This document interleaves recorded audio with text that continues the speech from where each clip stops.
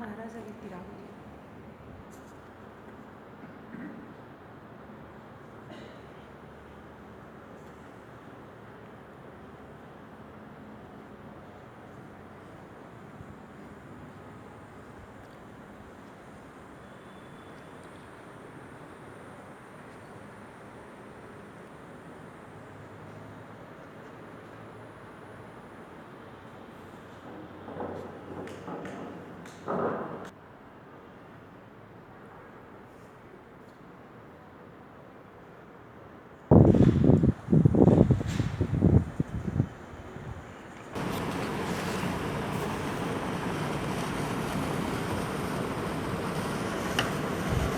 कथामृतं तप्तजीवनं कविभिरीडितं कल्मषापहं श्रवणमंगलं श्रीमदाततं भुवि गृह्णन्ति ये भूरिदा जनाः.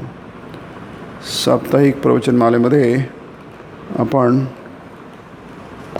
श्रीरामकृष्ण वचनामृत बघत आहोत आणि श्रीमद्भगवद्गीता.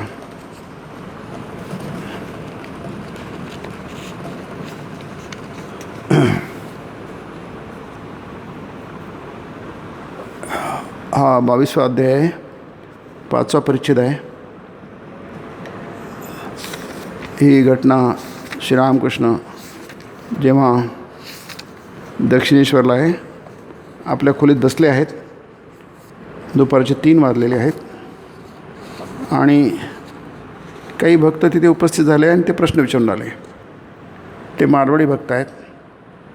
मारवाडी भक्त म्हणजे जे मारवाड प्रांतातले, राजस्थानमध्ये एक मारवाड प्रांत आहे, तर त्या प्रांतातले ते म्हणताना मारवाडी म्हणतात. ते व्यापारी असतात, जास्ती व्यापार करतात आणि ते दर्शनासाठी आलेले आहेत, साधू दर्शनासाठी, आणि प्रश्न विचारतात. ते लोक भाविक असतात, भक्ती असते त्यांच्यामध्ये, प्रेम असतं देवाविषयी. आणि तर ते आपले जसे हिंदू असतात, हिंदू हे जन्मजात देवाशी त्यांची परिचय असतो. देव म्हणजे काय आहे की नाही, कारण काय, ते प्राचीन हजारो वर्षांपासूनचे जे संस्कार आहेत हिंदू मनावर पडलेले, वेगवेगळ्या पद्धतीने वेगवेगळ्या प्रकाराने, तर ते त्यामुळे त्याप्रमाणे वागतात. जसं जायचं, साधूचं दर्शन घ्यायचं, काहीतरी घेऊन जायचं, प्रणाम करायचा, प्रश्न विचारायचे, नाही, असे वेगवेगळ्या प्रकारे संस्कार असतात. ते तर मारवाडी स्वामी इथे श्रीरामकृष्ण म्हटलं आहे, दिवाळीचे दिवस होते आणि त्यामध्ये त्यांचं ते व्यापार खूप बिझी असतात. ते लोक त्यावेळी त्यांचा व्यापार खूप मोठा असतो, कपड्यांची विक्री, खरेदी. त्यावेळी ते श्रीरामकृष्ण तिथे गेले आहेत आणि तिथे त्यांची पूजा चालली वगैरे, ते छान आहे. तर तिथे म्हणतात, ते मारवाडी भक्त जे आहेत, गोविंदाची पालखी घेऊन चालले आहेत, त्यांना खूप आनंद होतो आहे. तर श्रीरामकृष्ण म्हणतात की बघा त्यांचा आनंद कसा आहे, आम्ही देवाची पालखी घेऊन चाललो आहे, देवाला वाहून नेतो, हाच आनंद, हाच खरा हिंदू धर्म की नाही. हिंदू धर्म, श्रीरामकृष्ण हिंदू धर्माचं वैशिष्ट्य सांगतात, हाच खरा हिंदू धर्म, हाच टिकेल. बाकीचे जे नवीन पंथ उपपंथ आलेले आहेत ते राहतील, काही दिवसांना नष्ट होतील, पण ऋषींचा धर्म आहे हा नेहमीच टिकेल. की याच्यामध्ये सगळंच काही मार्ग आहेत, कर्म मार्ग आहे, ज्ञान मार्ग आहे, योग मार्ग आहे की नाही, भक्ती मार्ग आहे, सगळेच मार्ग आहे. प्रत्येक माणसाची प्रकृती, स्वभाव वेगवेगळा असतो आणि प्रत्येकाला तिथे देवाकडे जाण्यासाठी काही ना काहीतरी मिळतं, मार्ग असतो. जसं आपण कुठे जेवायला जातो हॉटेलमध्ये, तर तिथे आधी गेल्याबरोबर तिथला जो वेटर असतो तो तुमच्यासमोर काय ठेवतो, मेनू कार्ड ठेवतो, पुस्तक असतं ते. त्यात कित्येक पदार्थ, 150-200 पदार्थ असतात. आहे की नाही. तर तो काय करतो, तो पदार्थ करून देऊ शकतो. तुम्ही त्याला सांगा मला हा पदार्थ पाहिजे. आता कोणाला काय इतके पदार्थ कशाला, 150 पदार्थ कशाला, कारण कोणाला काय आवडतं कोणाला काय आवडतं सांगता येत नाही, आहे की नाही. अगदी दक्षिण भारतातले पदार्थ समजा इडली आहे, डोसा आहे, नंतर काय उत्तप्प आहे, हे सगळे एकाच पदार्थाचे असतात की नाही. परंतु कोणाला इडलीच आवडते, कोणाला मेदूवडाच आवडतो, कोणाला उत्तप्प आवडतो, कोणाला डोसा आवडतो, कोणाला मसाला डोसा आवडतो, कोणाला साधा डोसा आवडतो. म्हणजे बघा 4 लोकांच्या 4 आवडी आहे. त्या गोष्टी सगळ्या तिथे असतील तिथे लोक जातात. तसंच धर्माचं आहे की धर्म लोकांना पाहिजे, पण प्रत्येकाची रुची वेगळी असते. तसे मारवाडी भक्त आहे ना, त्यांचा एक स्वभाव आहे, संस्कृती आहे, परंपरेने आलेला आहे त्यांच्याकडे. ते येतात, भक्तीने येतात, प्रणाम करतात. त्यांना सगळं हिंदू म्हणजे काय कसं वागायचं माहीत असते त्यांना. मी त्याप्रमाणे मग ते प्रश्न विचारतात. तर म्हणते उपाय काय आहे, म्हणजे त्यांना देव पाहिजे, देवप्राप्तीचे उपाय काय आहे, भगवंताची कशी मिळेल, भगवंताची प्राप्ती कशी होईल आहे. मी ते आपल्या कारभारात व्यस्त असतात, कारण खूप बिझी असतात, व्यापार करतात ना की नाही. उद्योगपती असतात ते. उद्योग म्हणजे उद्योग करणं. आता उद्योग करणं म्हणजे आपल्याला वेळ कुठे असतो. पण उद्योग करतानासुद्धा, धनाचं उपार्जन करत असतानासुद्धा काय पाहिजे, देवाची भक्ती मिळाली पाहिजे. उपाय काय आहे, देव कसा मिळेल. मग आपण बघितलं की 2 मार्ग आहेत. श्रीरामकृष्ण म्हणतात 2 मार्ग आहेत. 2 आहेत काय, असंख्य मार्ग आहेत, पण ते 2 गटामध्ये विभागले जातात. गीतेमध्ये आहे, भगवद्गीतेमध्ये 5व्या अध्यायात आहे, 3ऱ्या अध्यायात आहे की नाही. द्वेनिष्ठे म्हटलं आहे. निष्ठा म्हणजे 2 मार्ग आहेत की नाही. द्वेनिष्ठे वेदितव्ये असं उपनिषद पण म्हणतात की 2 म्हणजे 2च नाही, पण मुख्य 2 आहेत. एक आहे विचार मार्ग, ज्याला आपण ज्ञान मार्ग म्हणतो. दुसरा आहे भक्ती मार्ग. विचार म्हणजे आपल्याला बुद्धी आहे, प्रत्येक माणसाला बुद्धीची देणगी असते. बुद्धी काय करते, विचार करते. तुम्ही विचार करा. विचार काय करा, विचार करा, योग्य तो विचार करा, पद्धतशीर विचार करा. नुसतंच काहीतरी आपण त्याला विचार म्हणत नाही. शास्त्राला धरून विचार करा, कारण आपल्याला विचार कसा करायचा माहीत नसतो. मग भगवद्गीता आहे, ती आपल्याला विचार कसा करायचा सांगते. उपनिषद आहे, संतांची वाणी आहे, ती आपल्याला विचार कसा करायचा सांगते. आपल्याला नाही करता येत. आपण विचार कसा करू, संसाराचा करू, आहे की नाही. त्याला विचार म्हणत नाही, कारण त्यांनी काय आपल्याला मिळत नाही आहे. आपल्या हातात काहीच, आपल्याला शांती मिळत नाही आहे आणि आपल्याला मुक्ती मिळत नाही. त्यांनी आपल्याला बंधनं मिळतात, आपण आणखी बंधनात पडतो. स्थानम लब्ध्वा पराम शांतीम प्राप्स्यति. गीता म्हणते तुम्हाला परमनंट पक्कं स्थान मिळेल म्हणजे मुक्ती मिळेल. तसं ध्रुवाला मुक्ती मिळाली होती भगवंताच्या कृपेने. अढळ स्थान त्याला, अढळ स्थान म्हणजे काय, जोपर्यंत वडिलांच्या मांडीवर बसला आहे त्याला सावत्रही ढकलून दिलं आहे, सावत्र भाऊ ढकलून दिलं आहे. देवाच्या मांडीवर बसला की त्याला कोणी ढकलणार नाही. त्याला अढळपद म्हणतात. स्थानम प्राप्स्यचे शाश्वतम, शाश्वतम स्थानम प्राप्स्यचे आणि पराम शांती. या 2 गोष्टी संसारात मिळत नसतात. ठीक आहे, आपण सारखे हलतो. जसं वाहनात बसल्यानंतर आपण किती वेळा स्थिर बसता येत नाही आपल्याला. ते वाहन डोलतं, आपल्याला डोलावं लागतं. घोड्यावरच्या पाठीवर बसल्यानंतर घोडाही पळतो ना, आपल्याला उड्या मारावं लागतात. घोड्याच्या पाठीवर बसलो तरी आपल्याला स्थिर नाही बसता येत. तसे संसारामध्ये स्थिरता नसते, की नाही. पृथ्वी फिरते, अत्यंत प्रचंड गतीने पृथ्वी फिरते स्वतःभोवती. आपणही फिरतो आहे त्याच्याभोवती. दिवस आहे, रात्र आहे, एक एक क्षण आपला पुढे जातो. पण शांती आणि स्थिरता कुठे आहे, ती आहे देवापाशी. प्राप्स्यसे म्हणजे तुला मिळेल का, की आहे म्हणून मिळेल, नाही तर कसं मिळणार, की नाही. ती स्थिरता आणि शांती, पराशांती म्हणजे अत्युत्तम शांती. ती शांती कधीच जात नाही. आपलं मन नेहमी शांती जिथे आनंद असतो. आपल्या जीवनातला आनंद कधीच समाप्त होत नाही. कधी आनंद, कधी दुःख, कधी सुख असं नाही. नेहमीच आनंद असतो. का? कारण तुम्ही सत्याच्या जवळ जा. जिथे सत्य आहे तिथे आनंद आणि शांती आहे. म्हणून त्याला विचार मार्ग म्हणतात. भक्ती म्हणजे काय?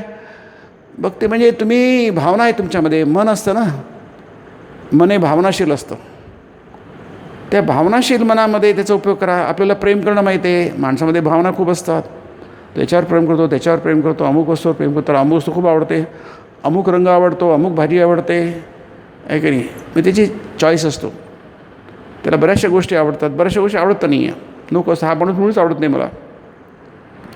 ही व्यक्ती डोळ्यासमोर नको असते की नाही. त्याला आवडी असतात.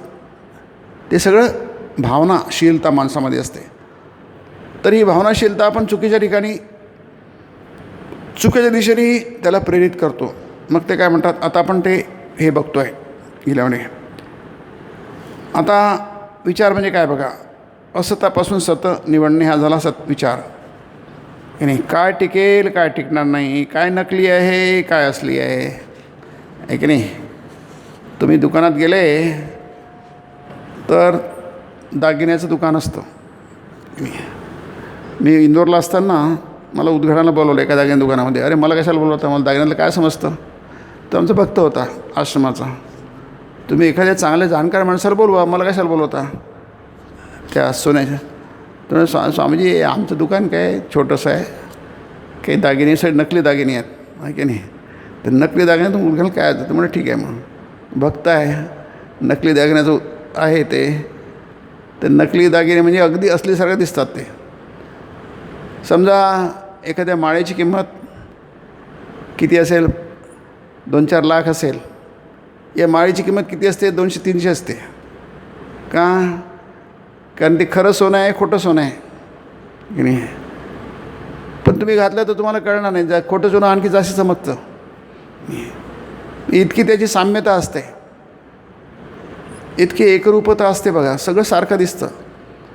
म्हणजे असत्य हे सारखं सत्यासारखं दिसतं, पण त्याचं मूल्य तसं नसतं. हे याला म्हणतात विचार. आपल्याला व्यवहारात नाही कळते. आपण व्यवहार कळतो, फसतो ना. व्यवहारात आपण नेहमीच फसतो.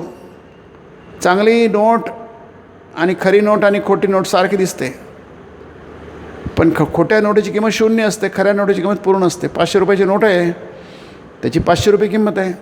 खोट्या नोटीची किंमत किती आहे, 0 आहे. तो कागदाचा कपडा आहे, काही नाही आहे, पण दिसते मात्र सारखं. त्याला म्हणतात विचार. आपल्याला विचार करता आला पाहिजे. ते किती कठीण आहे आपल्याला माहिती आहे की नाही. दिसतं तसं नसतं म्हणून जग फसतं, असं काही म्हणाय काहीतरी. जे दिसतं तसं काही नसतं, पण आपण दिसूनसुद्धा आपण आपल्याला कळत नाही म्हणून आपण फसतो. तसंच जग आहे, हे फसवणारं जग आहे की नाही. आपण सहजपणे त्याच्यामध्ये फसतो. जन्मभर फसव्या जगाशी व्यवहार करतो आणि आपल्या हातात काही लागत नाही. आपल्याला कडे काहीही मिळत नाही. त्याच्यातून कोणालाही काहीही मिळण्या जगातून काही मिळण्यासारखं काहीच नाही ना. काय मिळणार काय इथून की नाही. तुम्हाला काहीच मिळणं प्रश्नच नाही आहे की नाही. पण तरी पण जन्मभर आपण खोट्याच्या मागे लागतो. म्हणजे आपणही खोटे बनतो आणि जगालाही खोटे करतो. म्हणून हा झाला विचार. हे एकदम कळेल काय? नाही कळणार एकदम. त्याला विचार करावा लागेल, खूपदा विचार करावा लागेल की आपण कसे चुकीचे वागतो की नाही. आपण कशी खोट्याची कास धरली आहे, नकली गोष्टींची कशी खास धरली आहे. पण ते कळणार कसं? कळलं असतं ना, सगळेच लोक शांती प्राप्त झाली. सगळ्या लोकांना आनंद प्राप्त झाला असता. सगळेच लोक मुक्त झाले असते. तसं होत नाही. याचं कारण नाही काय आहे, ते इतकं कठीण आहे कळणं की नाही. खोट्यामधला आणि खऱ्यामधला, असलीमधला नकलीमधला फरक करणं फार कठीण आहे. मी ते करता येत नाही माणसाला. त्यासाठी आपल्याला सहाय्य घ्यावं लागतं, मदत घ्यावी लागते, जाणकार माणसाची मदत घ्यावी लागते. म्हणून आपण काय करतो, एखाद्या शहाण्या माणसाला घेतो जवळ.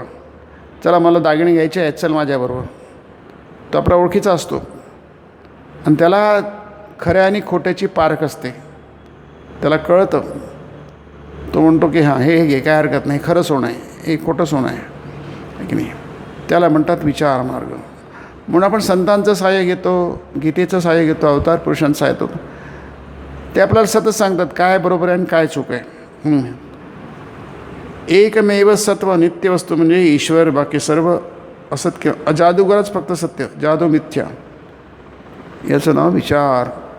जादूकार असतो ना, तो अशाचे खेळ करून जातो. आता तर इतकं तेच ॲडव्हान्स झालं आहे, आपल्याला कल्पनाच नाही करता येणार. नाही, सगळं स्टेज आहे, ओपन आहे, तिथे सगळं काय, एकदा सिंह येतो, वाघ येतो, आहे की नाही, काय अद्भुत अद्भुत भयानक प्रकार. सगळे लोक बसले आहेत तिकीट काढून. ते लोक हा करतात, किंचाळतात लोक, पण तसं काहीच नसतं. तुमच्या डोळ्यासमोर सगळं होतं, आहे की नाही, पण ते सगळं खोटं असतं. कसं असेल, ती जादू आहे ती, आहे की नाही, ते खरंच सगळं खोटं आहे. त्याला हात चलाखी म्हणतात, स्लेट ऑफ हँड्स म्हणतात. हात चलाखी आहे, पण हात चलाखी तुम्हाला कळणार कसं? इतकं खरं असतं की तुम्हाला शंका घ्यायला काही जागाच नसते. तुमच्या मनात कधी येते नाही खोटं आहे म्हणून, पण सगळं खोटं आहे. ते आजकाल AI आहे ना, आर्टिफिशियल इंटेलिजन्स, ते तुम्हाला माहीत आहे. इतकं खरं वाटतं की तुम्हाला ते शंका येणार नाही. इंटेलिजन्स आहे पण आर्टिफिशियल आहे, ते म्हणजे कृत्रिम आहे, असल नाही आहे, नकली आहे. पण इतकं असली वाटतं. तुम्ही तिला जे काही काम द्या, मी तिला दिलं म्हटलं आम्हाला एक स्वामी विवेकानंदाचे काही विषयावरचं काढून द्या, त्यांनी बरोबर एक पान काढून दिले सगळे विचार. अगदी मला काढायला ते 2-3 महिने लागले असते, त्यांनी पटकन 2 मिनटात किंवा 2 मिनटंही लागले नाही, एक 20-25 सेकंदामध्ये काढून दिलं पटकन, आणि करेक्ट होतं ते. मी म्हटलं याच्यावर कविता करून द्या, त्यांनी पटकन कविता 2 मिनटात कविता करून दिली. पण ते कवितासुद्धा करायला कितीतरी दिवस लागले असते, त्यांनी पटकन करून दिली. आता माझ्या क्षमतेपेक्षा ते कितीतरी क्षमता जास्ती आहे त्या AIची, परंतु ते काय आहे, कृत्रिम आहे, खरं नाही आहे. आता तुम्हाला एवढी क्षमता दिसल्यानंतर तुम्ही कसं त्याच्यावर अविश्वास करणार? ते खरंच असणार. जग तुम्हाला एवढं परिणाम देत आहे, एवढं सगळं तुम्हाला प्रत्यक्ष देत आहे तुम्हाला, तुम्ही त्याला कसं काय म्हणणार? ते म्हणतात ते ठीक आहे, तुमचे सगळे आर्ग्युमेंट्स, तुम्हाला अनुभव येतो या जगाचा बरा वाईट, आणि तुम्हाला त्याचा प्रत्यक्ष तुम्हाला त्याच्याशी व्यवहार करता येतो, आणि तेच तुम्ही आहात, हे सगळं खरं आहे. पण शेवटी काय आहे, जादू ती जादूच असते, आहे की नाही. ती जादू कधीच काही खरी होत नाही. खोटं कितीही खऱ्यासारखं दिसलं तरी ते कधीच खरं होत नसतं. हे एक लक्षात आलं माणसाचा. एवढं जरी सत्य लक्षात आलं, एवढं जरी तत्त्व लक्षात आलं, तरी तो मुनी होऊ शकतो, विचार करू शकतो. त्याला विचार मार्ग म्हणतात. तो विचार करू शकतो. किती आपल्याला खरं वाटलं तरी नाही आहे ते, त्याला म्हणतात विश्वास, श्रद्धा. गीतेमध्ये हे खूप आहेत त्याच्यामध्ये. कारण हे आत्म्याविषयी श्रद्धा निर्माण होणं अतिशय कठीण आहे. जगाविषयी श्रद्धा निर्माण होते, आपण करतो, जगाचे व्यवहार सगळे करतो. कारण काय, त्याच्यावर आपली श्रद्धा आहे, प्रेम आहे, खरं आहे असं वाटतं, म्हणून आपण बरोबर करतो. ते न चुकत नाही. देवाच्या भक्ती चुकू, आपण देवाची भक्ती करणार नाही, दर्शन करणार नाही, उत्सवात जाणार नाही, काय काय करू, पण जगाचे व्यवहार कधी चुकवणार नाही. आपण ते आवर्जून करू, असं होतं ना, आपण व्यवहारात बघतो ना, आहे की नाही. आपल्याला काही गोष्टी देवासारखी कराव्या लागतात, काही सोडी जगासाठी करावं लागतात. समाज असतो, आपले काहीतरी कर्तव्य असतात, स्वधर्म असतो, काही काही बरंच काय असतं, कारण त्या पाळाव्या लागतात. समाजातल्या काही गोष्टी असतात, त्याचं पालन काही जावंच लागतं. समजा काहीतरी बोलावलं आपल्याला, नाही गेलं नाही चालणार, जावंच लागतं की नाही. आपण म्हणणार नाही आज मला देवाचं दर्शन घ्यायला जायचं आहे, आज नाही येणार मी, असं नाही म्हणत आपण. देवाचं दर्शन राहू दे, हे आधी करा. असं का होतं? कारण त्याच्यावर आपली श्रद्धा असते म्हणून, आणि ते करणं आवश्यक असतं म्हणून. तुम्हाला कितीही बरोबर असलं, किती आवश्यक असलं, ते विसरू नका की खरं कधीच खोटं होत नाही, खोटं कधीच खरं होत नाही. एवढं लक्षात. गीता तेच म्हणते, असं तो विद्यते ना भावो विद्यते स्वतः, की नाही. जे खोटं असतं ते कधीच अस्तित्वात नसतं, त्याला खोटं म्हणतात. आणि खरं असतं ते कधीच अस्तित्वात नसतं असं नसतं. ना भावो विद्यते स्वतः. मग ते कोणी बघितलं आहे? असतो नासतो विद्यते भावः. इथे ते त्याला विचार म्हणतात, की नाही. असत नावाची गोष्ट जगामध्ये नसते. भाव म्हणजे असणं, अस्तित्व असणं, त्याला भाव म्हणतात, आहे की नाही. न असतो भावः विद्यते. गीता काय म्हणते? जे असत आहे, जे असत म्हणजे काय? सत म्हणजे असणं, त्याला आपण अस्तित्व म्हणतो, सत्ता म्हणतो. हे सगळे पारिभाषिक शब्द आहे, तत्त्वज्ञानाचे शब्द आहे. ते आहेत म्हणजे आहेत, आहे म्हणजे आहेतच. ना भावो विद्यते स्वतः, आणि असताचा कधीही अस्तित्व नसतं. कशावरून? हे तुम्ही कशावरून म्हणता? हे तर आपल्याला कॉमन सेन्सने कळलं ना, आहे की नाही? आपल्याला बुद्धी दिली आहे, कॉमन का त्याची खरी गोष्ट आहे ती असतेच, खोटी गोष्ट कधीच नसते. पण कॉमन सेन्स आपल्याकडे पुष्कळ उपलब्ध, आपण कॉमन सेन्सनी करत नाही आहे, आपण बुद्धीचा वापर करत नाही आहे. स्वामीजी म्हणतात common sense is most uncommon. ज्याला आपण कॉमन सेन्स म्हणतो, सामान्य विचार म्हणतो, ते नेहमीच त्याचा अभाव असतो. नाही तर लोक किती व्यवस्थित वागले असते, आपल्याला नीट वागता येत नाही. याचं कारण काय? आपल्याला कॉमन सेन्स पण नाही आहे की नाही? बहुतेक लोकांमध्ये कॉमन सेन्स पण नसतो. तो डेव्हलप सेन्स तर खूप दूरची गोष्ट झाली, पण सामान्य बुद्धीसुद्धा नसते, त्याचासुद्धा वापर करत नाही. कारण त्यांना माहीत असतं लोकांना की सामान्य बुद्धी कमी वापर केला मग आपल्याला ज्या काही गमती करतात त्या पण गमती करता येणार नाही. पुढे बघता येईल, प्रॉब्लेम आले तर सोडवते, पण आज मात्र त्याला त्याचं फळ मिळतं आहे की नाही. म्हणून उभयोरूपी दृष्टवंत अनयोस तत्वदर्शिवी, ह्या दोघांचा फरक जो आहे की सत नेहमी सत असतं, असत नेहमीच सत असतं, काळ नेहमी रात्र नेहमी रात्रच असते, दिवस नेहमी दिवसच असतो. दिवस कधी रात्र होऊ शकत नाही, रात्र कधी दिवस होऊ शकत नाही. अंधारा अंधाराच असतो, उजेडा उजेडच असतो. हा फरक तत्वदर्शिवी त्या तत्वदर्शींनी, त्या ज्ञानी लोकांनी त्याचं ते अनुभव घेतलेला आहे आणि त्यांच्या अनुभवावर आपल्याला विश्वास ठेवायला पाहिजे. तुमच्या आमच्यासारख्या जे तत्वदर्शी नाही आहे, ज्याला आपण कॉमन मॅन म्हणतो, त्यांच्या ज्ञानाने आपल्याला काही मिळणार नाही आहे. हे गीतेचं महत्त्व काय आहे, वचनाचं महत्त्व काय आहे? कारण हे आपल्यासारख्या लोकांनी लिहिलेलं नाही आहे. आपण सारखे लोक काय अविचारी असतो की नाही, आपण विचार नाही करत, विचार करू शकत नाही. आणि आपण जे प्रमाणे विचार करतो त्याला विचार म्हणता येत नाही, कारण आपण तत्वदर्शी बी नाही, दर्शी बी आहे बघा. म्हणजे तत्वाचं दर्शन घेतलं आहे ज्यांनी, नेमकं त्यांना सत्य कळलेलं आहे, सत्याचा अनुभव घेतलेला आहे, त्याला आपण म्हणतो तत्वदर्शी बी. म्हणून जादूगार सत्य आहे. जादूगार जो मॅजिशियन तो आहे ना, ह्याच्यात काय आहे, तो म्हणतो मला एका वाक्यात तो सत्याचं दर्शन घेतो. जादूगार येतो, याच्यात वचनामृतात ती घटना आहे. राजा म्हणतो मला सत्याचं दर्शन एका वाक्य, अद्वैताचं दर्शन एका वाक्यात करून दे.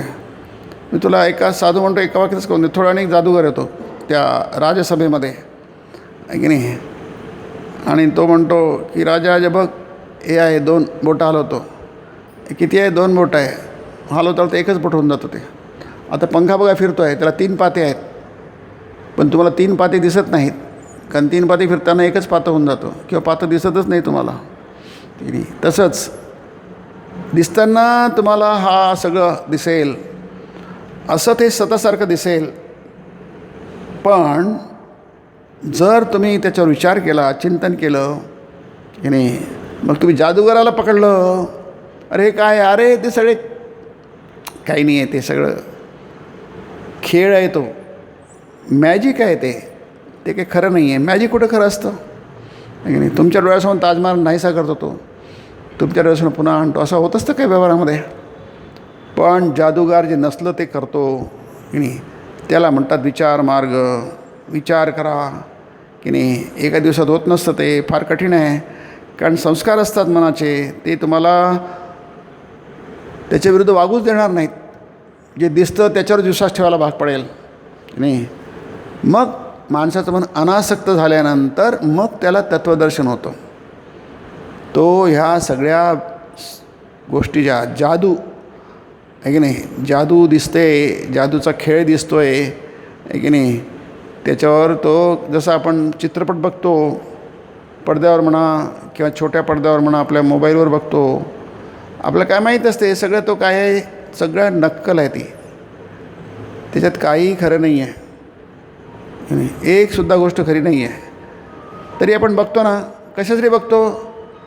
ते मनोरंजनासाठी बघतो की नाही. आपलं माहिती आहे खोटं आहे ते काय, ते लाईट, कॅमेरा आणि ॲक्शन.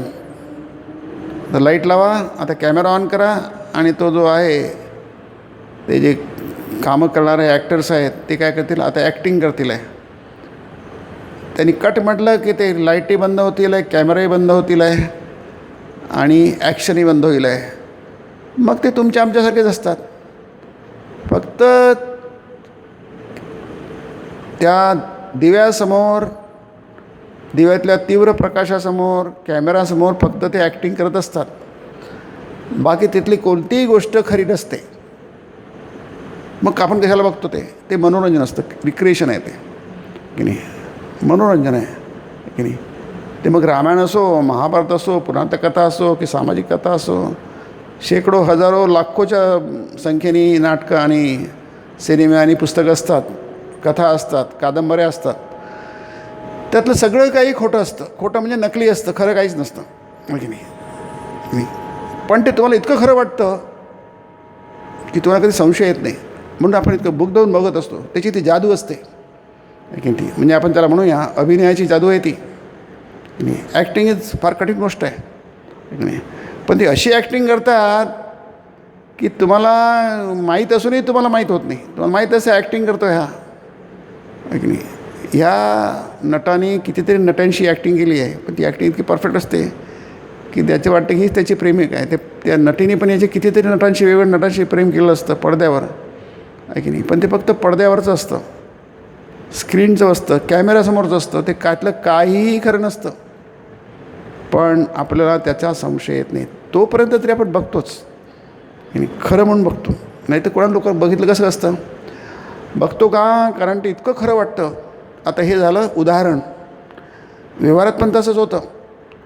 उदाहरण कळतं आपल्याला की सगळं खोटं आहे, तरी पण बघतो, ठीक आहे, तेवढ्यापुरती आहे, 2-3 तासापुरती. पण व्यवहारात तसं होत नाही. व्यवहारात ते वाटत नाही की ते नाटकासारखंच आहे, हे नाटकच आहे, सगळं जग म्हणजे नाटकच आहे.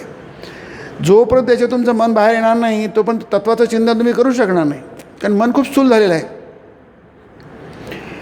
ह्या जगाशी व्यवहार करून करून आपलं मन खूप स्थूल झालेलं आहे. त्या स्थूल मनाने तुम्ही काय करणार, आहे की नाही? तुम्हाला युद्ध करायचं आहे, हातात तलवार आहे, ते बोथट आहे, त्याने तुम्ही काय लढू शकणार? तुम्हाला स्वयंपाकघरात भाज्या कापायच्या आहे आणि ते चाकूला धारच नाही, तुम्ही भाज्या कापणार कशा, की नाही? तसं आपलं मन अत्यंत बोथट झालेलं आहे. अशा बोथट मनाने तत्त्वचिंतन तुम्ही कसं करू शकणार, की नाही? म्हणून त्याला म्हणतात, तुम्ही खरा विचार करून, योग्य विचार करून तुमच्या मनाला थोडंसं काय करा, त्याला धार आणा. मग तुम्हाला तत्त्वचिंतन करता येईल, की नाही? आणि मग त्यासाठी काय पाहिजे?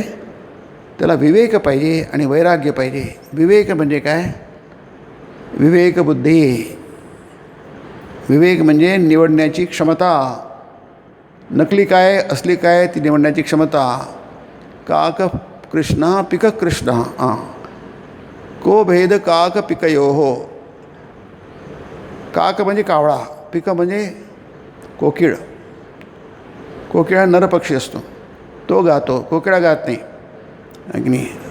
आपण कोकिळा गाते म्हणते, कोकिळ गातो. तर कावळा पण गातो आणि कोकिळ पण गाते, ती पंचम स्वरात गाते कोकिळ, आणि को भेद काक पिकयो. मग फरक काय आहे त्यांच्यामध्ये, दोघांमध्ये? कारण कावळाही काळा असतो आणि कोकिळही काळी असते, काळा असतो म्हणून आपण, की नाही? तो दोघे नरच असतात.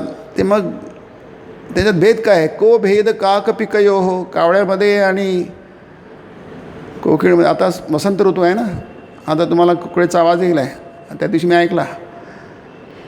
को भेद काक पिकयो हो, त्याच्यात फरक काय आहे? तो फरक आहे ना, फरक आहे त्याच्यामध्ये. वसंत प्राप्ते समये काक काक पिक पिकहा. वसंत ऋतू आला मग कावळे ओरडायला लागतो आणि कोकिळ तो बघ कळतं, अरे हा तर कावळ्याचा आवाज आहे आणि हा तो कोकिळीचा आवाज आहे, की नाही? तसंच हंस श्वेत बकश्वेत. हंसही पांढरा शुभ्र असतो आणि बगळा पण पांढरा शुभ्र असतो. म्हणजे फरक काय आहे? को भेद. त्यात फरक काय आहे? ते म्हणतात निरक्षीर विवेक आहे. हंसामध्ये निरक्षीर विवेक. क्षीर म्हणजे दूध, नीर म्हणजे पाणी. त्याला दुधामधनं दूध घेता येतं, पाणी सोडून देता येतं. बगळ्याला ते जमत नाही, म्हणून तो बगळा आहे. आणि याला म्हणतात विवेक, की नाही? मुंगीला जसं वचनामृतात म्हटलं आहे की मुंगीला जसं वाळू आणि साखरेमधनं साखर घेता येते आणि वाळू सोडून देता येते. तिला माहिती आहे वाळू आपल्या कामाची आहे, ती आवडीची गोष्ट आहे. आपल्याला साखर आवडीची गोष्ट आहे, वाळूशी आपल्याला काही देणेघेणं नाही आहे. त्याला म्हणतात विवेक. ही शक्ती आपल्याकडे आहे, प्रत्येकाकडे आहे. आपण वापरतो पण याच्यात वापरत नाही. आणि आपल्या मनाच्या विकासासाठी, बुद्धीच्या विकासासाठी की नाही, चारित्र्याच्या विकासासाठी आपण ती वापरत नाही. आपण व्यवहारात वापरतो. बाजारात जातो, एक एक वांगं मोजून बघून घेतो आहे की नाही. हे वांगं त्याला डाग आहे नको बाजूला ठेवतो. एक एक भेंडीची त्याची शेंडी मोडून बघतो आपण. त्याची शेवटला जे टोक असतं ते कोवळ आहे की कडक आहे की नाही. प्रत्येक गोष्ट आपण निवडतो की नाही, जन्मभर निवडच करतो हे ना. हे काय आहे जे आपण त्याला म्हणतात ना, वधूपरिचय व वरपरिचय म्हणजे काय आहे, तेच आहे ते. मोठ्या मोठ्या हे असतात, साईट्स असतात, वेबसाईट. ते काय आहे, निवडणूक असते. ती व्यवहारात करतो आपण. प्रत्येक गोष्ट पारखून निवडणूक करतो. ही गोष्ट आपल्यासाठी आपण करणार, ती गोष्ट नाही करणार. ती योग्य गोष्ट आहे, निवडायला पाहिजे. मग इथं का नाही, इथे तसंच करायला पाहिजे आहे की नाही. त्याला म्हणतात विवेक. विवेक आल्यानंतर मग वळकर ही कामाची गोष्ट आहे, याचा स्वीकार करा, ही कामाची गोष्ट आहे, त्याला दूर करा. त्याला वैराग्य म्हणतात. वैराग्य म्हणजे काहीतरी असं सोडून देणं आणि कुठेतरी पळून जाणं, त्याला वैराग्य म्हणत नाही. वैराग्य म्हणजे खरी गोष्ट घ्या, खोटी गोष्ट सोडून द्या. बुद्धीचा योग्य तो वापर करा की नाही. मग तुम्हाला आज जी गोष्ट खूपच महत्त्वाची वाटते तेवढी महत्त्वाची वाटणार नाही. कारण काय, तुम्हाला ते कळायला लागलं आहे आता. तुमच्या बुद्धीचा विकास झाला. लहान मुलं असतात ना की नाही, लहान मुलाला कोणी काही दोन एक चॉकलेट देऊन त्याला फसवू शकतं. मोठ्या माणसांना नाही फसवू शकणार, कारण त्याला माहिती आहे चॉकलेटला काय किंमत आहे की नाही. आपण किती चॉकलेट घेऊ शकतो की नाही. पण लहान मुलाला कळत नाही, त्याला एका चॉकलेटची किंमत असते. त्याला ते चॉकलेट आवडतं, तर त्याने तो भुलतो, भाळतो. मोठे लोक नाही भाळणार. कारण काय, त्यांना समजतं की अरे चॉकलेटला काही किंमत नाही, त्याला काय किंमत आहे, 1 रुपयाचं आहे. असे कितीतरी रुपये आपल्याकडे आहेत, आम्ही कितीतरी चॉकलेट घेऊ शकतो. याला म्हणतात वैराग्य की नाही. ते कसं होतं, विवेकाचा अभ्यास झाल्यानंतर विवेकाभ्यास म्हणतात. विवेक वाढल्यानंतर तुम्हाला कळायला लागतं की नाही. मग अशी माणसं व्यवहारात फसतात, आपणही व्यवहारात फसतो. परंतु अध्यात्मामध्ये फसणार नाही आपण. मग अध्यात्मामध्ये तसं, अध्यात्मामध्ये सुद्धा थोडंसं फसवेगिरी कमी असते काय. धर्मक्षेत्रामध्ये आणि अध्यात्म क्षेत्रामध्ये फसवेगिरी खूप असते की नाही. जगामध्ये जरी फसवेगिरी असते तशी इथे काय कमी नसते, म्हणून लोक किती फसतात. श्रीरामकृष्ण लीला प्रसंगामध्ये म्हटलेलं आहे स्वामी शारदानंदांनी, आम्ही श्रीरामकृष्णाचं जीवन जवळून बघून आम्हाला धर्म किती कळला आहे माहीत नाही. मला कदाचित तुम्हाला की तुम्हाला धर्म काही कळलाच नाही, अध्यात्म काही कळलं नाही. पण आम्हाला धर्म काय नाही आहे, अध्यात्म काय नाही, हे मात्र आम्हाला कळलेलं आहे की धर्म कशाला, हा धर्म नाही आहे, अध्यात्म नाही, हे आम्हाला कळलेलं आहे. आम्हाला गावामध्ये घरावर ते पावसाळा आला की ते नीट करावं लागतं, छप्पर आहे की नाही. आम्हाला ते स्वतः नाही करता येत. आम्हाला ते वर जाऊन ते छप्पर नीट नाही करता येत नाही.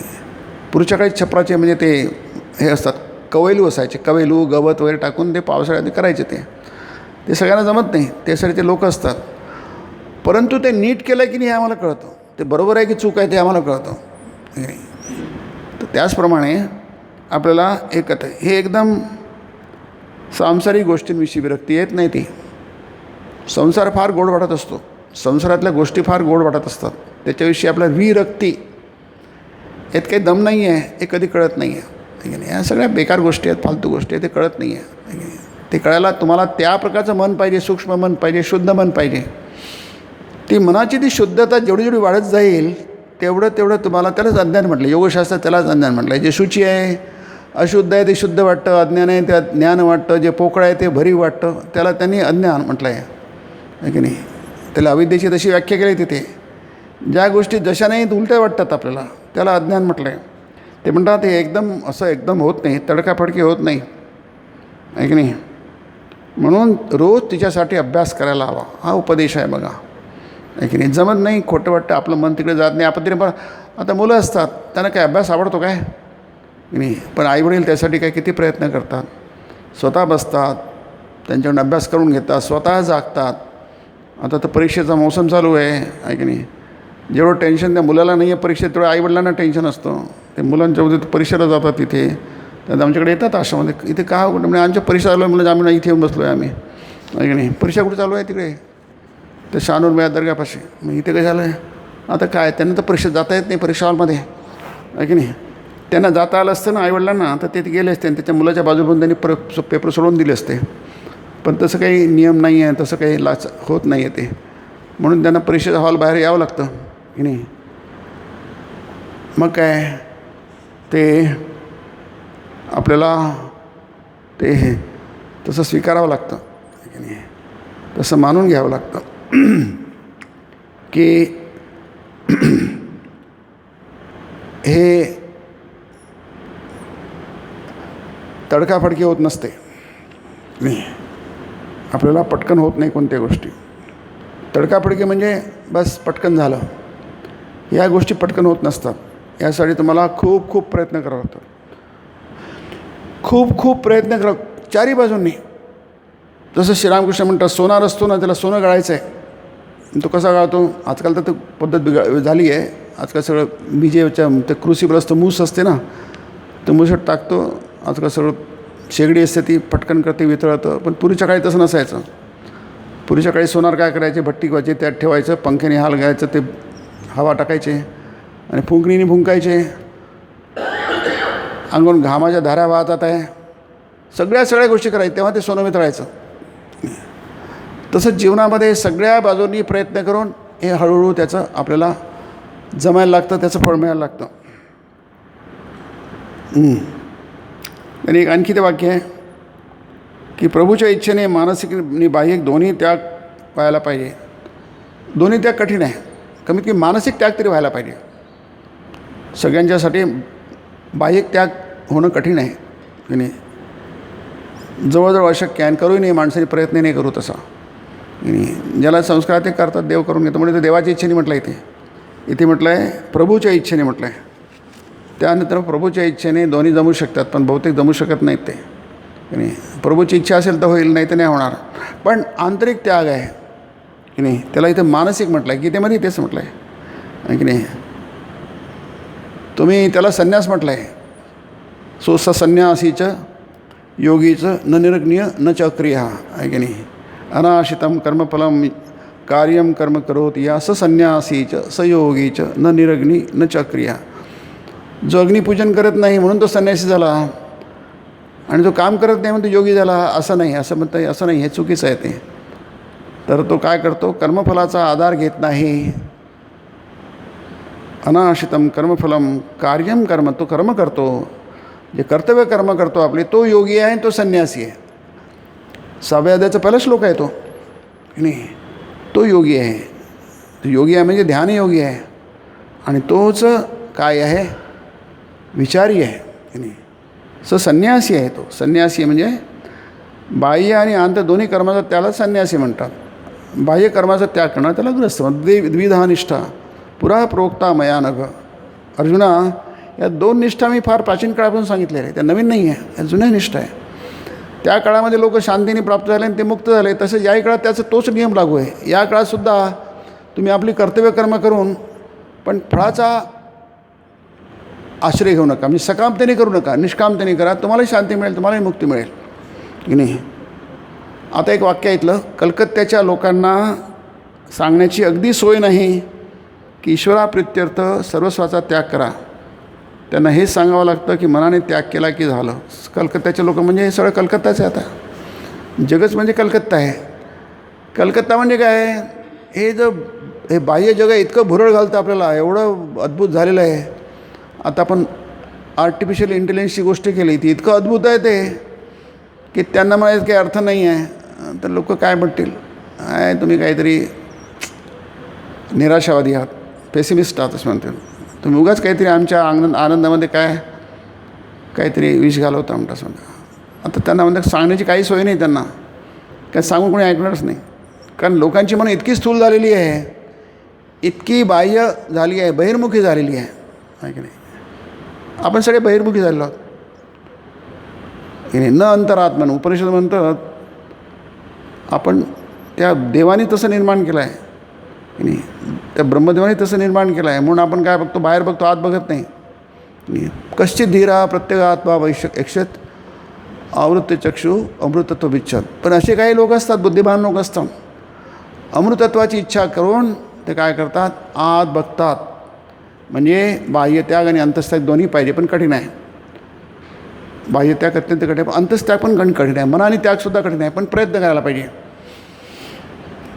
2 वर्षांनी जमणार, 4 वर्षांनी जमणार, 50 वर्षांनी जमणार, कधी ना कधीतरी कमीत कमी ही गोष्ट आहे हे तर कळेल ना, तेवढे खूप आहे. अशा गोष्टी आहेत, असे विचार आहेत, असे तत्त्व आहे, हे तर कळलं पाहिजे ना. तुम्हाला किती करता येतं, किती जमतं, किती करता येत नाही, ह्या नंतरचा भाग झाला. पण कमी असं काहीतरी आहे की नाही. मग ते इतके लोक त्याप्रमाणे जगलेत, साधू संत किती जगलेत ते आतापर्यंत, आणि ते सगळे अमर झाले. त्यांना जमलं, आपल्याला नाही जमत, मान्य आहे. पण अशी गोष्ट आहे तर त्यांच्यावर श्रद्धा तर ठेवता येते. ती खरी लोकं होते, ती खरी माणसं होती. आपण तशी माणसं नाही आहे, खरी माणसं नाही आहे की नाही. पण त्यांच्यावर आपल्याला भक्ती तर करता येते, म्हणून आपण देवाची भक्ती करतो. म्हणून इथे भक्तिमार्ग येतो. भक्तिमार्गाची गरज काय आहे? भक्तिमार्ग त्यासाठी गरज आहे जेव्हा माणसाला कळतं आपल्याला काही जमत नाही आहे की नाही, पण इच्छा तर आहे, मिळालं तर पाहिजे, मग त्याला भक्तिमार्ग म्हणतात आहे की नाही. जमत नाही तरी आपल्याला मिळालं पाहिजे की नाही. आपलं असं पुष्कळ गोष्टी आपल्याला जमत नाही आहे, आपलं मन तसं नाही आहे, आपली बुद्धी तशी नाही आहे, आपलं ते सामर्थ्य नाही आहे, ती ताकद नाही आहे, मनामध्ये ताकद नाही आहे, बुद्धीमध्ये ताकद नाही, शरीरात तर सोडून द्या, शरीरातही ताकद नाही आहे. पण तो वेगळा प्रश्न आहे की नाही. पण आपल्याला ते आवडतं, ते हवं असतं. मग अशा स्थितीमध्ये आपल्याला मिळतं पण ते काही प्रकृतीचा नियम आता ते सांगतात आहे. मारोडी महाराज, आपण मगाशी 2 मार्गांविषयी कायसं म्हणालात, तो दुसरा मार्ग कोणता? त्याने दुसरा मार्ग नाव ऐकलं, कायसं म्हणजे काय? त्यांनी म्हटलं की 2 मार्ग आहेत. कायसं म्हणाल म्हणजे मला कल्पना दे, दुसरा मार्ग पण आहे. म्हणजे हे जमत नाही, दुसरा काहीतरी पर्याय आहे. प्लॅन बी नाही, प्लॅन ए नाही तर प्लॅन बी तरी आहे. ही गोष्ट जमली नाही तर आपण दुसरा मार्ग असतो. कोणत्याही गोष्टीमध्ये 2 मार्ग असतात आहे की नाही. जेव्हा आर्मीमध्ये की नाही प्रत्येक ठिकाणीच असतं, हा फसला तर दुसरा मार्ग पाहिजे, उपलब्ध पाहिजे. ते वेळेवर तुम्हाला कुठं सुचणार, वेळ नसतो तेवढा. म्हणून प्लॅन ए नाही तर प्लॅन बी, प्लॅन बी नाही तर प्लॅन सी. आता प्लॅन ए नाही जमत आपल्याला, विचार वगैरे नाही जमत, आपली बुद्धी आपल्याला कारण दिसतं की आपल्याला आपल्या मनामध्ये काही ताकद नाही आहे. म्हणून त्यांनी म्हटलं इथे श्रीरामकृष्णांनी एक गीतेमध्ये खूप आहे, दुसऱ्या अध्यायात आहे की हात पाय एकदा ओढून, हे उदाहरण गीतेमध्ये पण आहे, आत ओढून घे. त्यानं कासव काही केलं ते बाहेर काढत नाही. त्यानं कापून काढलं, कुऱ्हाडीने त्याचे 4 तुकडे जरी केले तरी देखील तो ते बाहेर काढत, त्याला संयम म्हणतात नाही. कासवामध्ये काय 2 पाय समोर तर 2 पाय मागे असतात, त्याचं वरती काय कवच असतं, पाठ असते. त्यांनी एकदा आत ओढले आहे की नाही, कुर्मोंगानीव सर्वशा असं म्हटलं आहे. कुर्म म्हणजे कासव, सगळे आपले अंग ओढले की त्याला तुम्ही किती काय करा, तो काही बाहेर काढणार नाही. हे तुकडे केले तरी बाहेर काढणार नाही तो आहे की नाही. तसंच याला म्हणतात इंद्रिय संयम, तर फार कठीण आहे. माणसामध्ये इंद्रिय संयम, इतके इंद्रिय पॉवरफुल आहेत, मन इतकं पॉवरफुल आहे की ते माणसाच्या ताकदीच्या बाहेरची गोष्ट आहे. पण प्रयत्न सतत करायला आहे की नाही. ते म्हणतात अभ्यासामुळे मनात असामान्य शक्ती उत्पन्न होते, असं वाक्य आहे ते. म्हणजे असा तुम्हाला जमत नाही आहे, तुम्हाला त्याची कल्पनाही करता येत नाही, मान्य आहे. गीतेलाही मान्य आहे, सगळ्यांनाच मान्य आहे. गीतेमध्ये असं अर्जुन तर मला काही जमत नाही आहे ते आहे की नाही, फार कठीण गोष्ट आहे की नाही. 6वा अध्याय आहे. तो म्हणतो मलाही मान्य आहे, तुला तेच वाटतं, मलाही तेच म्हणतो मी, त्याला दुजोरा देतो. परंतु अभ्यास वैराग्यनं त्याचा तुरक करता येईल ते की नाही. अभ्यासेन कौंतेय वैराग्येन च गृह्यते. तो अभ्यास केला. अभ्यास म्हणजे काय आपल्याला माहिती आहे, अभ्यास म्हणजे वारंवार प्रयत्न करता, त्याला अभ्यास म्हणतात. एकदा नाही जमेल तरी अभ्यास करा, दुसरा जमेल तुम्हाला अभ्यास करा, तिसरा नाही जमेल पुन्हा अभ्यास करा. असं करता करता करता ती गोष्ट जी अशक्य आहे ती गोष्ट शक्य व्हायला लावते, शक्य तिच्या कक्षेमध्ये येते. म्हणून श्रीरामकृष्ण म्हणतात की इथे गीतेत योगशास्त्रात तेच म्हटलं आहे, अभ्यास वैराग्याभ्याम तन्निरोध. मनाचा निरोध करणं, मनाच्या संकल्प विकल्पांचा निरोध करणं फार कठीण गोष्ट आहे, अवघड आहे. जग जिंकाल तुम्ही मनाला जिंकू शकत नाही असं म्हटलं जातं, ते बरोबर आहे. पण आपल्याला जग जिंकायचं नाही आहे, त्याच्याशी आपलं काही करायचं नाही. जग जिंकणारे लोक असतील तो जाऊ द्या, त्यांना करू द्या जगात, ते आपलं काम नाही आहे ते. परंतु मनाला जिंकायचं म्हणजे काय, मनाला आपल्या आटोक्यात ठेवायचं, मनाचं आपण काय करा विजय मिळवायचा, ते मात्र आपल्याला प्रयत्न करता येतो. तरी काय आहे एकच आहे, अभ्यास वैराग. अभ्यास करा, अभ्यास येते. त्याचे वाक्य छान आहे. ते म्हणतात अभ्यासामुळे मनात असामान्य शक्ती उत्पन्न होते. सामान्य शक्तीने असामान्य, कारण असामान्य शक्तीशिवाय तुम्हाला या गोष्टी साध्यच होऊ शकणार नाही. म्हणून आपण सगळे सामान्य लोक राहून जातो, कारण आपल्यामध्ये असामान्य शक्ती उत्पन्नच करत नाही आपण. आपले जेवढे एक्सप्रेशन्स आहेत ते सामान्य शक्तीचे एक्सप्रेशन्स आहेत, नाही की नाही. लोक खूप पैसा कमवतात, खूप नाव कमवतात, खूप पदं मिळतात, सगळं करते, सगळी सामान्य शक्ती आहे ती, असामान्य शक्ती नाही आहे. खूप मोठी होतात लोक, नाही की नाही. चौकामध्ये जे पुतळे असतात, पण ते सामान्य शक्ती आहे, ती असामान्य शक्ती नाही आहे. जगभर त्यांचं नाव असतं, लोक त्यांना ओळखतात, पण ती सामान्य शक्ती आहे, ती असामान्य शक्ती नाही आहे की नाही. असामान्य शक्ती अभ्यासामुळे, त्याच्यात वैराग्य असेल तर ती असामान्य शक्ती होते, नाहीतर ती सामान्य शक्ती होते. लक्षात. म्हणजे मी नेहमी शिवाजी महाराजांचं उदाहरण देतो की नाही.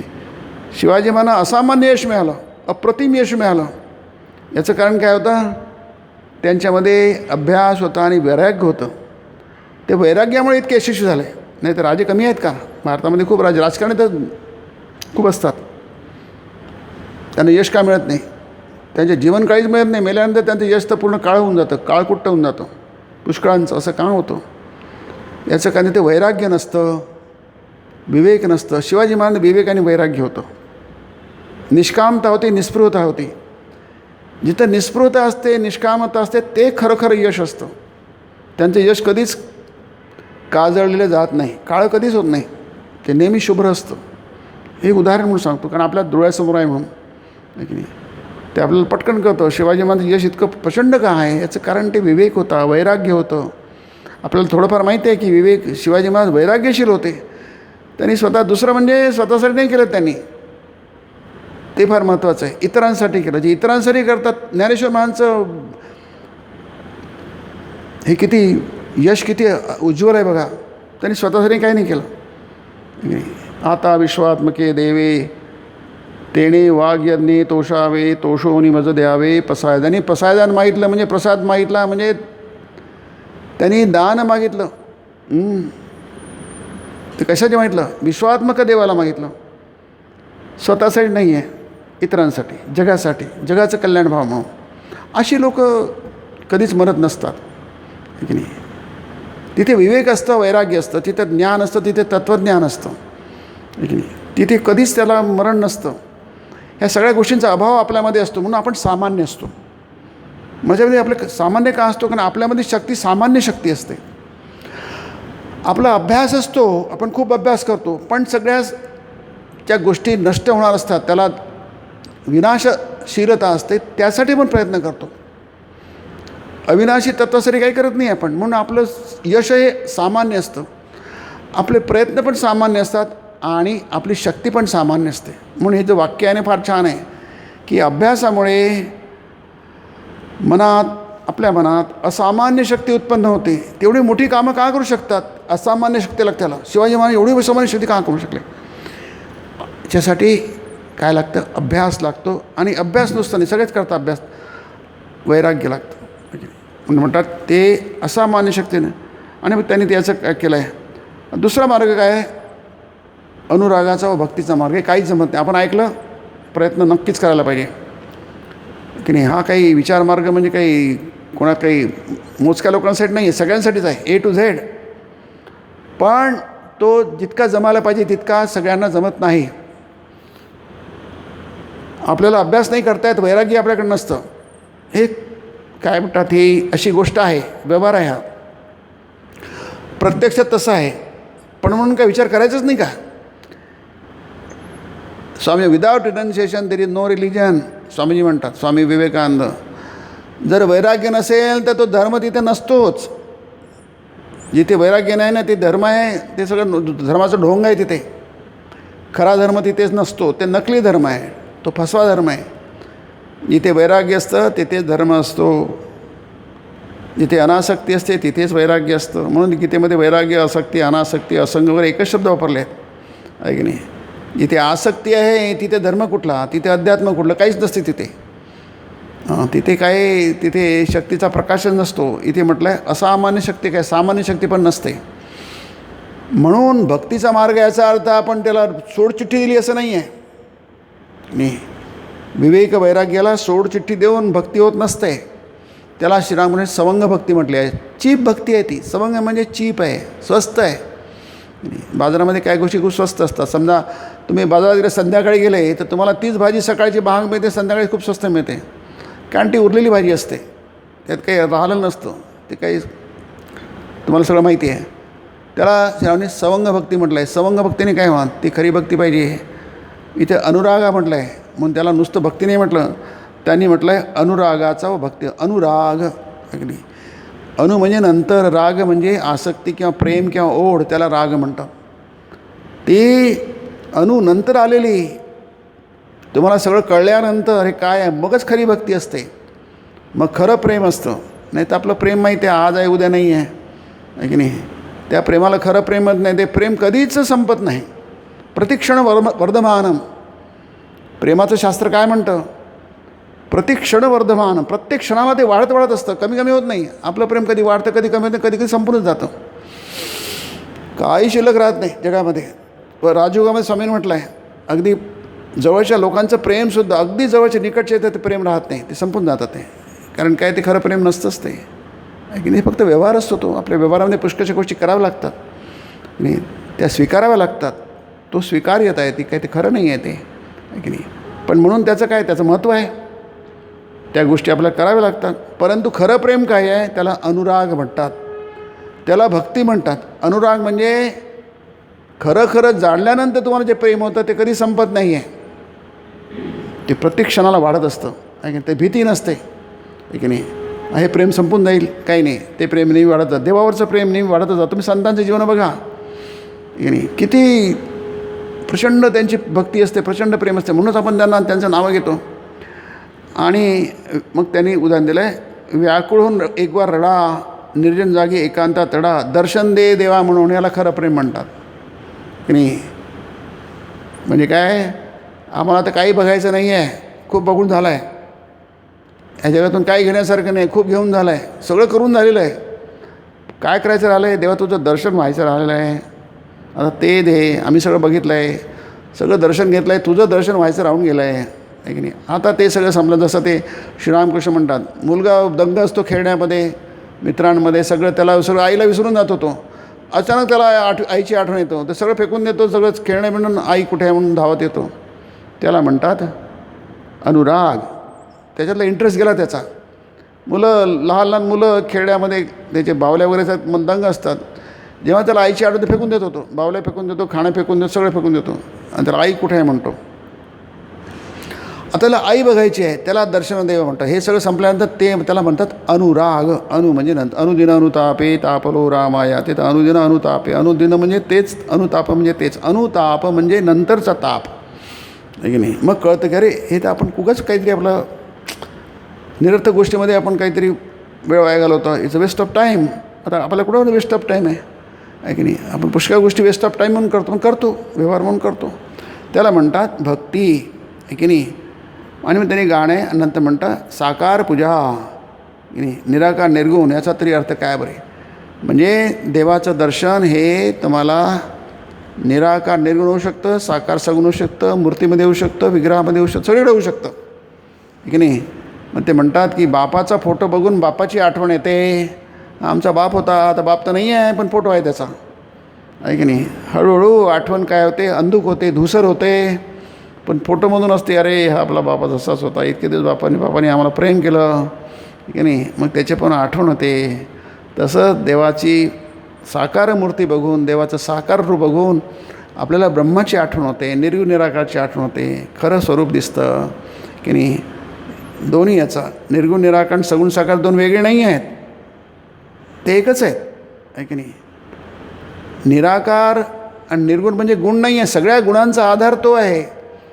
साकार म्हणजे निराकार, म्हणजे निराकार त्याला आकार असा नाही आहे, सगळ्या आकारांचा आधार तो आहे, त्याला निराकार म्हणतात. आपल्याला वाटते निराकार म्हणजे काहीतरी शून्य आहे. अरे काय म्हणजे काय आहे, निर्गुण म्हणजे काय, काहीतरी गुण नाही आहे म्हणजे नेमकं काय आहे? आपली ती आरती आहे ना खंड भवन, त्याच्यात आहे ते, आहे की नाही? तिशय नमो नमो प्रभू वाक्य मनात हित आहे, त्याच्यामध्ये आहे ते, आहे की नाही? सगळ्यांचा वाक्य मनात हित आहे, पण सगळ्यांचा आधार तोच आहे. म्हणून निर्गुण निराकार सगुण साकार हे पूर्णपणे एक आहे.